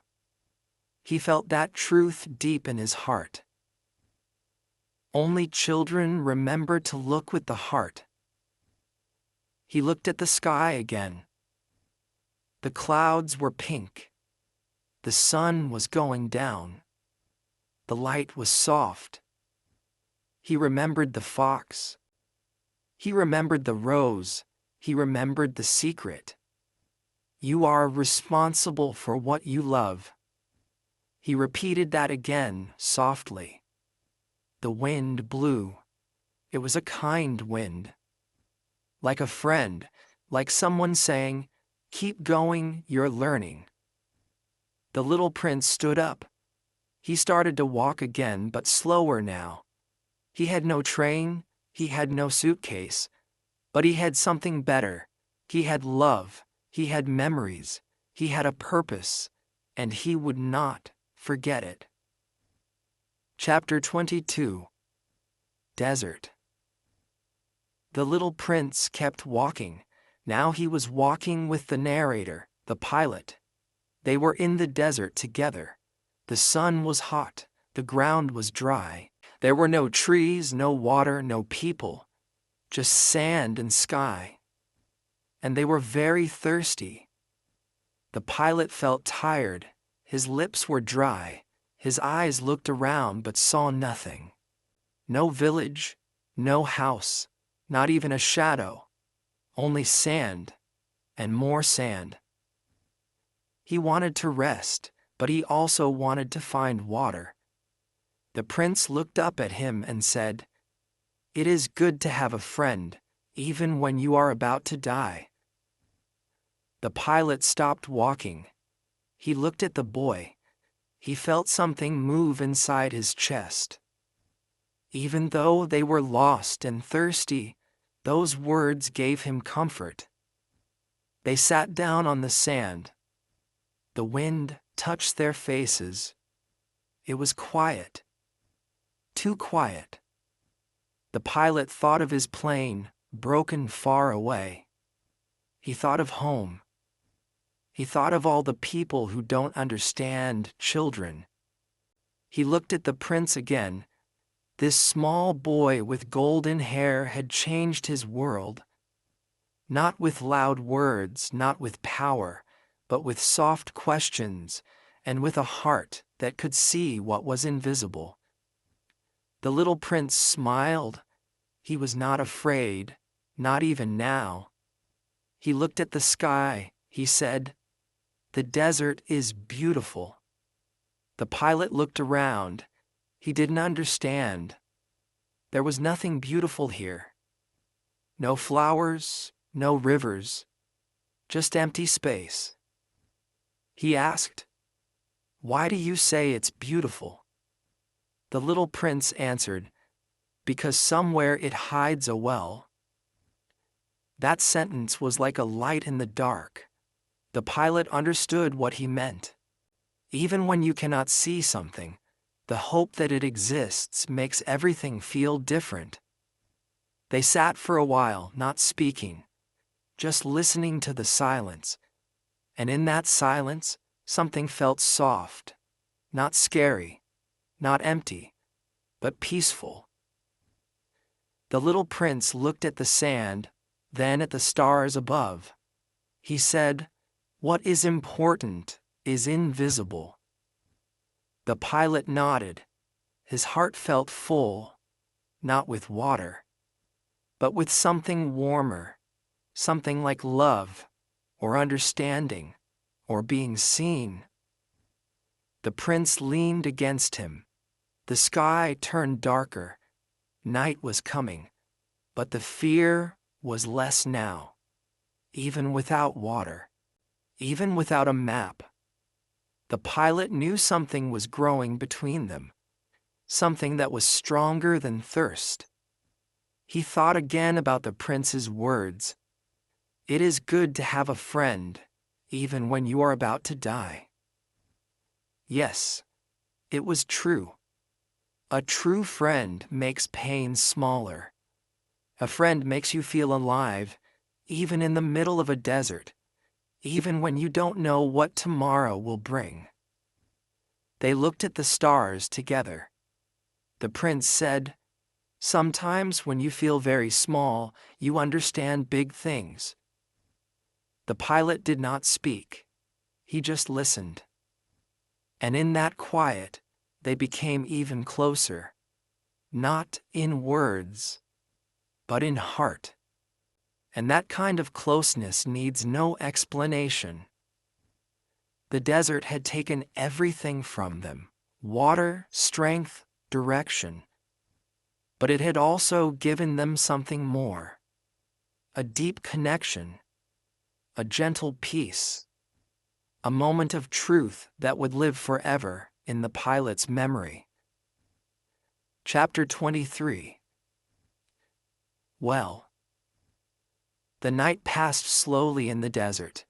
The stars moved across the sky like silent friends. The little prince slept quietly near the pilot.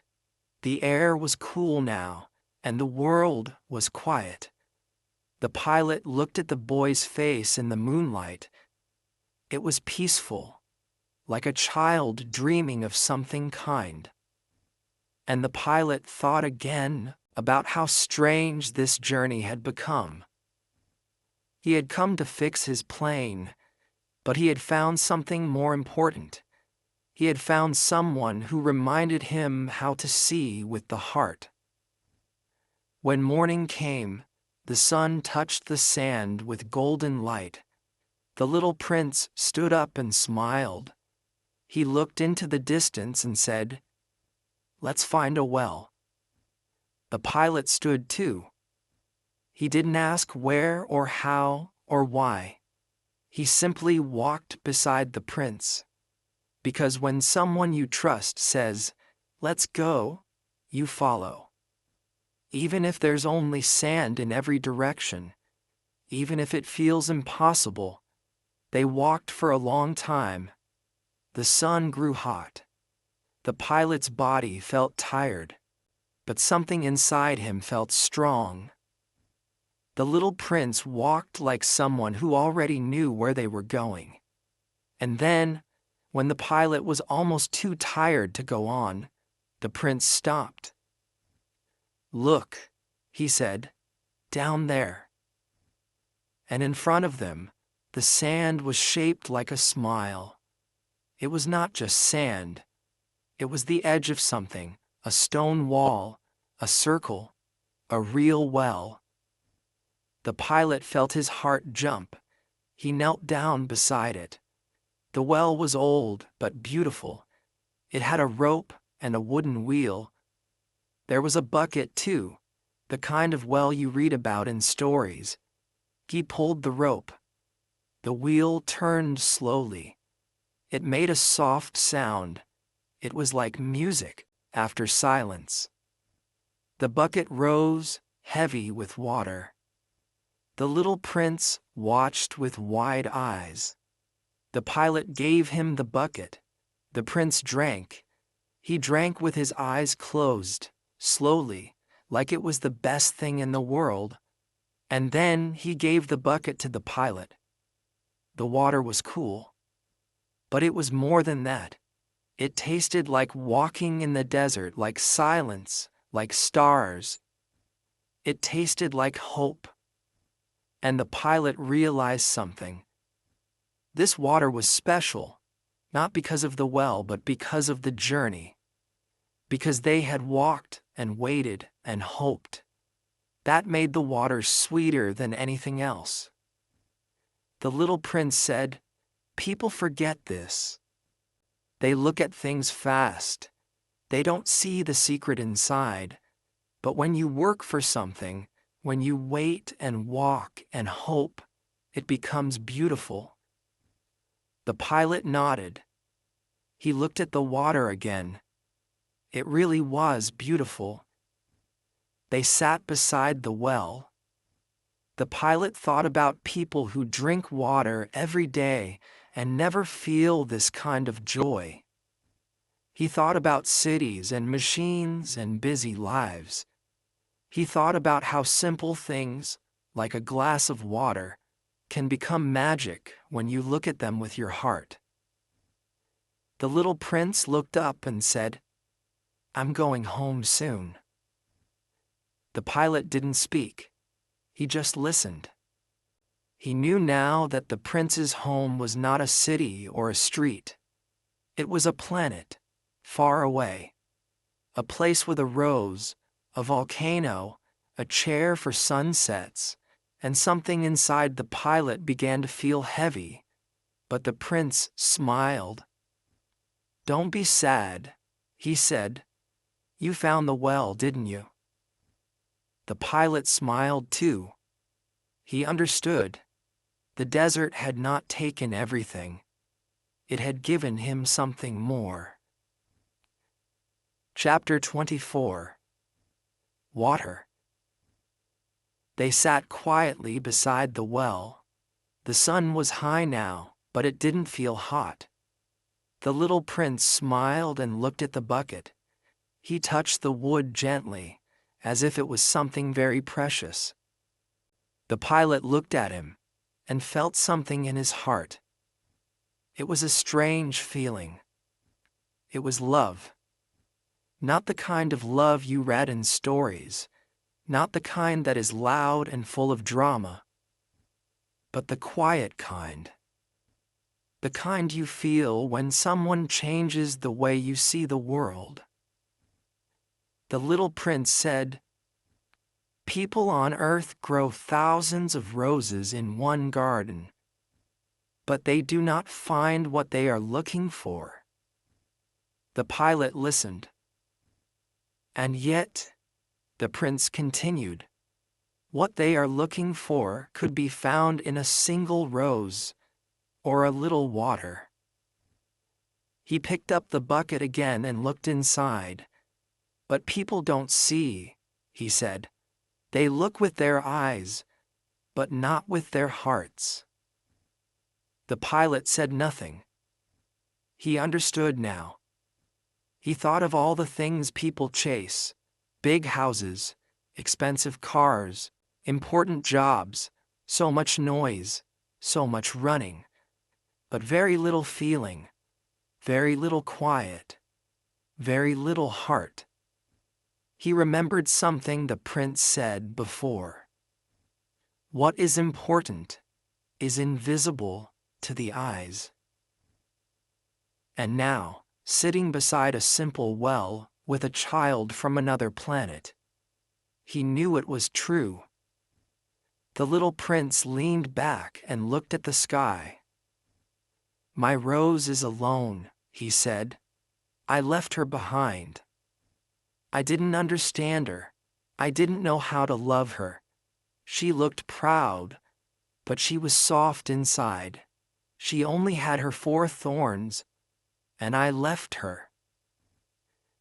The wind moved gently through the air. The pilot looked at the boy and saw sadness in his face. Not the kind that cries, but the kind that lives quietly in the heart. The pilot wanted to say something to help, but he didn't know what words to use. Sometimes, silence is better than words. So he just sat with the boy. And in that silence, they both thought about love. Real love. The kind that is not perfect. The kind that is sometimes difficult. But also the kind that stays in your heart even when you are far away. Then the little prince said something very soft. "The stars are beautiful because of a flower you cannot see." The pilot smiled. He understood now that the stars were not just stars. They were lights filled with meaning. They were reminders of love, of friendship, of quiet moments like this one. The desert was still. There was no sound except the wind. And in that quiet, everything felt full. The little prince said, "I will give you a gift. When you look up at the sky, you will see the stars. And because I will be living on one of them, it will be like all the stars are laughing." He laughed a little when he said this. "You will have stars that can laugh," he said. The pilot laughed too. He imagined looking up at the stars and hearing laughter. And for the first time, the sky felt alive. The pilot helped the little prince carry the bucket. They walked slowly, side by side, with the quiet joy that only comes when your heart is full. They did not speak much. They didn't need to. The well had given them more than water. It had given them a moment a memory, a feeling they would never forget. Chapter 25. Wall. The sun was starting to set. The sky slowly changed its colors. It was golden at first, then pink, then soft purple. The desert was quiet again, but this time it felt different. There was a strange kind of peace in the air, like the whole world was holding its breath. The pilot walked with the little prince. They didn't talk much. The little prince looked thoughtful, like he had made a big decision. A quiet one. A decision from the heart. They walked until they reached a low stone wall. It stood there, alone, in the middle of the desert. It looked like a place where something ends, or maybe begins. The little prince stopped and looked at the wall. He stood very still. The pilot stood beside him. He didn't ask questions, but something inside him felt heavy, like a shadow growing longer. The little prince turned his head slowly and said, "This is the place." The pilot didn't understand. "What place?" he asked gently. The boy didn't answer right away. He walked closer to the wall and looked down. There was nothing there. Just sand and silence. But then, something moved. A soft noise. A hiss. The pilot's heart jumped. He remembered the snake, the one they met when the prince first arrived on Earth. The snake that said it could send him home, with a bite, a fast, soft bite. The pilot's voice shook a little. "What are you doing?" he asked. But the little prince didn't look afraid. His face was calm, very calm, but also very sad. "I have to go back," he said quietly. "To my planet, to my Rose. She is waiting for me." The wind blew through the boy's hair. His eyes looked distant, like he was already far away. The pilot said, "I fixed my plane. You can stay with me now, you don't have to go." But the little prince smiled. It was a kind smile. "You don't understand," he said.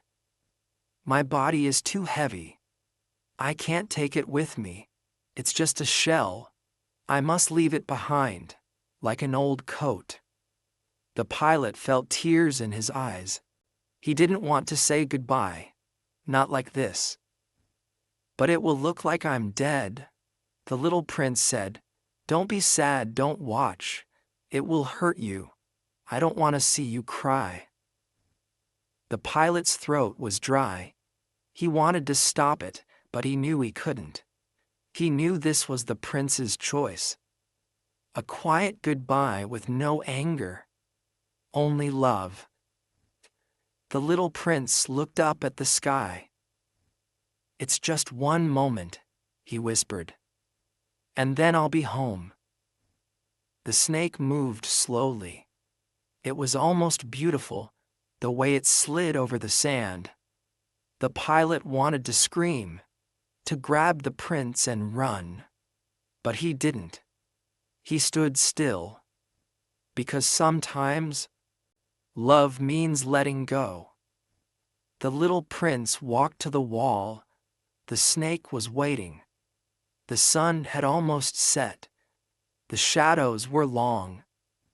The little prince turned one last time and looked at the pilot. His eyes were full of stars.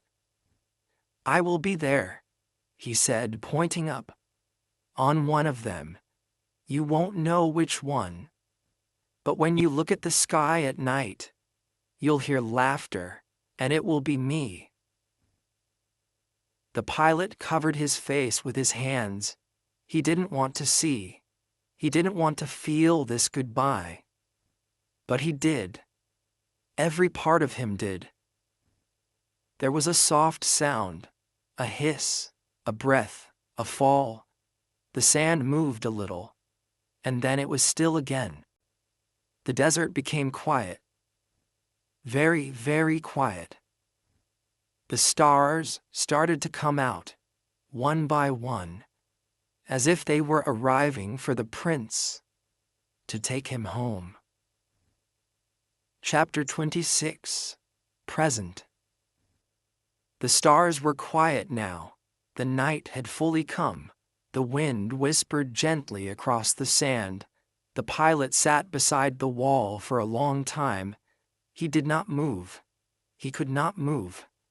His heart was heavy, full of silence, full of questions. The little prince was gone.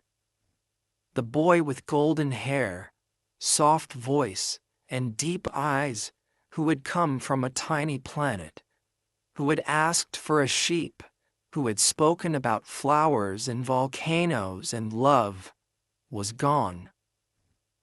The desert around the pilot felt bigger than ever, colder. He looked up at the sky, but it only made his heart ache. Somewhere up there was the star. Somewhere, the little prince had gone home. But the pilot could not see which one. All the stars looked the same, and yet all of them looked different now. He remembered what the prince had said. When you look at the stars, they will laugh. You will have stars that can laugh. The pilot smiled through his tears. It sounded silly. It sounded like a child's game, but it didn't feel silly now. It felt real. It felt like the only truth in the whole wide desert. His star was not quiet anymore. It was alive. Not because it made a sound, but because it held a memory, a boy, a voice, a laugh. The next day, the pilot walked back to his plane. His legs felt weak, but his heart had a strange kind of strength now. He worked slowly. He touched every part of the engine with care. And finally, the plane worked. It made a sound again, a sound that meant life, a sound that said, "You can go now." But before he left, the pilot turned to look at the desert one more time, at that little wall, that little place where something ended and something began. He took off and flew into the sky. The clouds passed below. The wind touched his face. He was flying again. But everything had changed. He was not the same man. The desert had given him something he could never explain, something invisible, a quiet truth, a feeling that lived deep inside. And when night came and the stars began to appear, he looked up. At first he tried to guess which star was the prince's star, but then he stopped, because it didn't matter. The little prince had said, "It will be one of them. And when you look at the sky, you will hear me laugh." The pilot looked again. The stars looked brighter than before. And for a moment, just a small moment, he heard it. Not with his ears, but with his heart. A soft laugh, a gentle sound hidden between the stars. He smiled. It was the kind of smile that holds joy and sadness together. The kind that says, "I miss you, but I'm okay." He whispered, "Thank you." Not to the stars, but to the boy who had changed his life. A boy who had come from far away, who had asked for a sheep, who had taught him how to look with his heart. That was the present. not a gift in a box, but a gift that stayed forever, a memory that turned sadness into joy, a laugh that turned stars into friends, a goodbye that didn't feel like the end. Because when you love someone, they never really leave. They stay in the sky, in your heart, in the way you see the world. Chapter 27. Bells. The pilot flew home. He was alone in the plane, but his heart was not empty. He was full of memories. He did not forget the little prince. He remembered every word, every smile, every story. The stars were not the same anymore. They were full of feeling now. Every time he looked up, he remembered the boy with the golden hair, the boy who asked for a sheep, the boy who laughed like no one else in the world. His laugh was special, software bright, full of joy, full of mystery. It was like music, like little bells.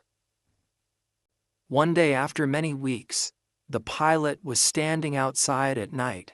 The sky was dark, but the stars were shining. He looked up and closed his eyes. He remembered the prince's words again. When you look at the stars, they will sound like little bells. The pilot smiled. He didn't hear anything with his ears, but in his heart, something moved.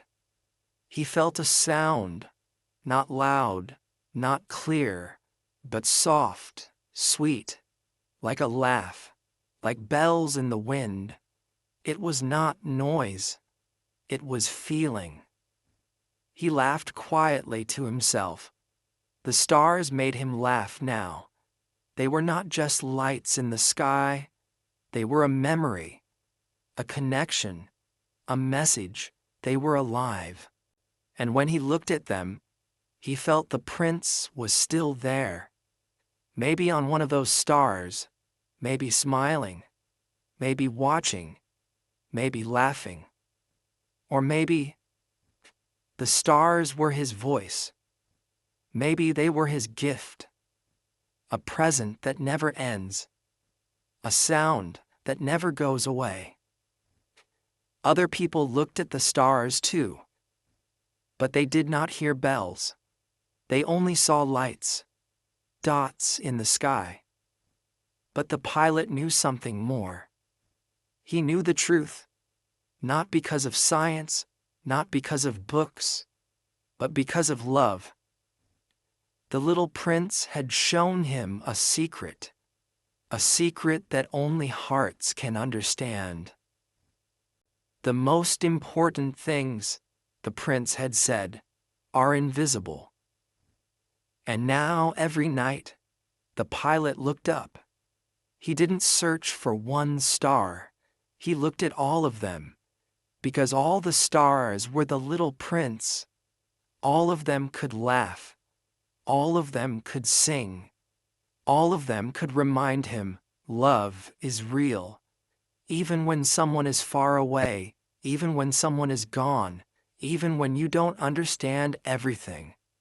When you love someone, the goodbye is never complete. The little prince had left, but he was not really gone. He lived in the stars, in the sky, in the pilot's heart, and in the sound of bells that no one else could hear. The pilot sat with this feeling for a long time. It was not a sad feeling. It was quiet, gentle, a little happy, a little sad. It was the feeling of remembering someone you love, someone who changed you, someone who helped you see the world in a new way.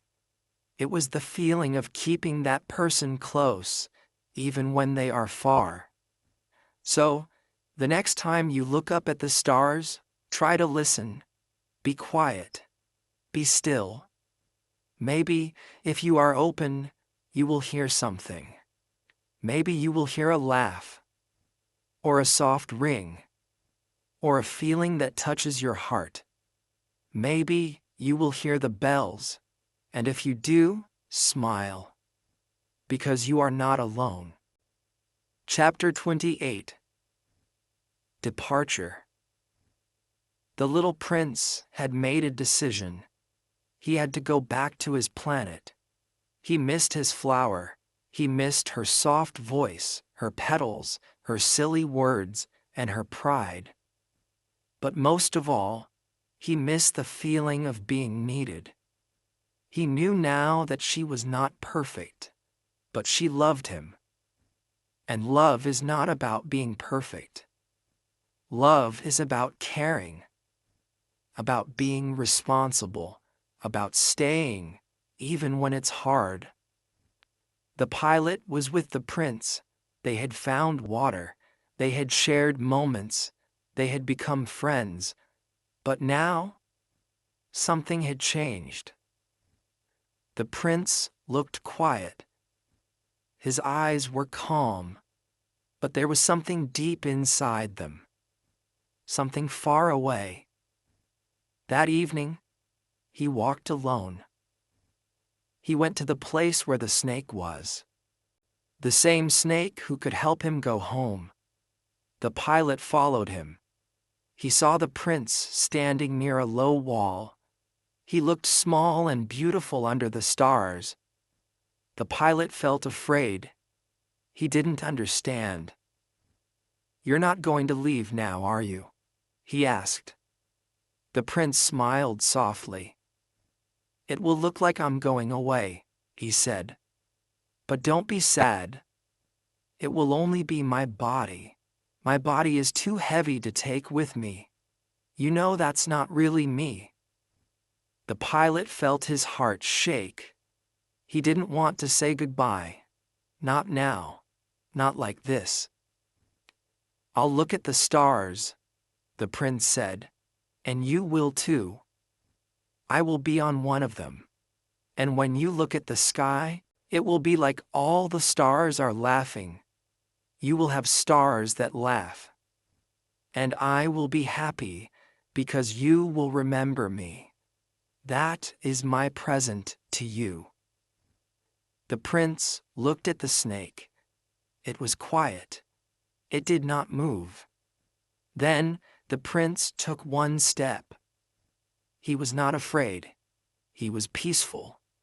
The snake bit him quickly, and he fell slowly to the ground, very slowly, like a leaf falling, like a whisper. There was no sound, no pain, no cry. Just silence, just the soft wind and the stars above. The next morning, the pilot went to the place again. The body was gone. There was no trace, no footprints, nothing. As if the prince had never been there. But the pilot knew. He had been there. He had spoken. He had laughed. He had loved. And he had gone home. The pilot fixed his plane and flew away. But everything had changed. The world looked different now. Every sound reminded him of the prince. Every sky. Every quiet moment. And every star. Especially the stars. He remembered the prince's laugh. The sound of bells. The feeling of something small and true and full of light. The pilot never told many people about the little prince. They wouldn't understand. They would think it was just a dream or a story. But he knew it was real. He remembered his voice. He remembered his eyes. He remembered the drawing of the sheep. And he remembered the question the prince had asked. Did the sheep eat the flower? The pilot didn't know the answer. Maybe the flower was safe. Maybe the sheep was kind. Or maybe not. But that question stayed in his heart. He thought about it every time he looked at the sky. He still wondered, and he still hoped. Because if the flower was alive, then the little prince was happy. And if the little prince was happy, then everything was okay. The pilot looked up at the sky. The stars looked the same, but now they had meaning. They were full of love, full of memory, full of magic. He smiled. He was not alone. The little prince was somewhere out there, laughing, shining, watching. And maybe one day they would meet again, under the same stars. The story is over.